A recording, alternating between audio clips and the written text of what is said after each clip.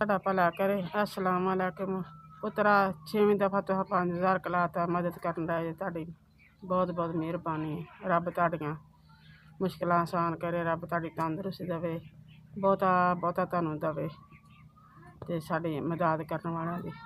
ਪੁੱਤਰਾ ਮਦਦ ਕਰਦਾ, ਹੱਸਦਾ ਵਸਦਾ ਰਵੇ। ਉਹਦੇ ਮਾਂ ਦੀ ਤੰਦਰੁਸਤੀ ਦੇਵੇ, ਪਿਓ ਦੀ ਤੰਦਰੁਸਤੀ ਦੇਵੇ, ਉਹਦੇ ਬੱਚਿਆਂ ਦੀ ਤੰਦਰੁਸਤੀ ਦੇਵੇ, ਬੱਚਿਆਂ ਦੀ ਵੀ ਤੇ ਉਹਦੀ ਵੀ ਤੰਦਰੁਸਤੀ ਦੇਵੇ। ਬਹੁਤ ਬਹੁਤ ਉਹਨੂੰ ਦੇਵੇ ਰੱਬ, ਜਿਹੜਾ ਸਾਡੀ ਮਦਦ ਕਰਦਾ।